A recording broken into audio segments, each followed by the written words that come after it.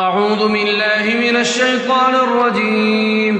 بسم الله الرحمن الرحيم. الرحمن علم القرآن خلق الإنسان علمه البيان.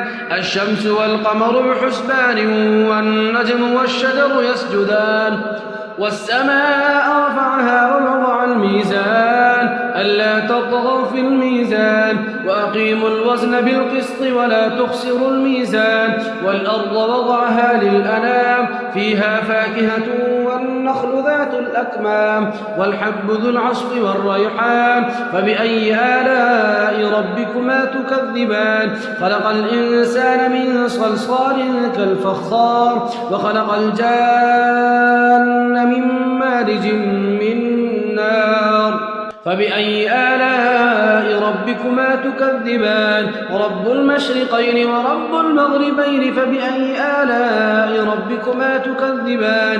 مرج البحرين يلتقيان بينهما برزخ لا يبغيان فبأي آلاء ربكما تكذبان. يخرج منهما اللؤلؤ والمرجان فبأي آلاء ربكما تكذبان. وله الجوار المنشآت في البحر كالأعلام فبأي آلاء ربكما تكذبان. كل من عليها فان ويبقى وجه ربك ذو الجلال والإكرام فبأي آلاء ربكما تكذبان. يسأله من في السماوات والأرض كل يوم هو في شأن فبأي آلاء ربكما تكذبان. سنفرغ لكم أيها الثقلان فبأي آلاء ربكما تكذبان. يا معشر الجن والإنس إن استطعتم أن تنفذوا من أقطار السماوات والأرض فانفذوا لا تنفذون إلا بسلطان فبأي آلاء ربكما تكذبان. يرسل عليكما شواظ من نار ونحاس فلا تنتصران فبأي آلاء ربكما تكذبان. فإذا انشقت السماء فكانت وردة كالدهان فبأي آلاء ربكما تكذبان. فيومئذ لا يسأل عن ذنبه إنس ولا جان فبأي آلاء ربكما تكذبان.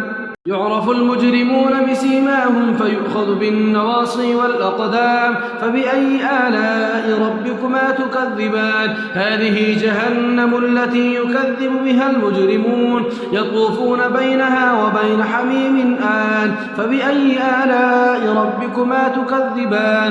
ولمن خاف مقام ربه جنتان فبأي آلاء ربكما تكذبان. ذواتا أفنان فبأي آلاء ربكما تكذبان. فيهما عينان تجريان فبأي آلاء ربكما تكذبان. فيهما من كل فاكهة زوجان فبأي آلاء ربكما تكذبان. متكئين على فرش بطائنها من استبرق وجنى الجنتين دان فبأي آلاء ربكما تكذبان.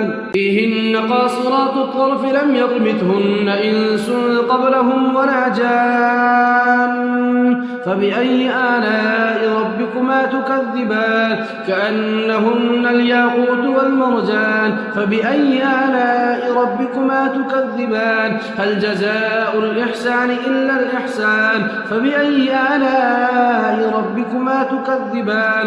ومن دونهما جنتان فبأي آلاء ربكما تكذبان. مدهامتان فبأي آلاء ربكما تكذبان. فيهما عينان نضاختان فبأي آلاء ربكما تكذبان. فيهما فاكهة ونخل ورمان فبأي آلاء ربكما تكذبان.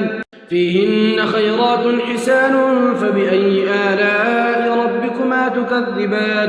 حور مقصورات في الخيام فبأي آلاء ربكما تكذبان. لم يطمثهن إنس قبلهم ولا جان فبأي آلاء تكذبان متكئين على رفرف خضر وعبقري حسان فبأي آلاء ربكما تكذبان تبارك اسم ربك ذي الجلال والإكرام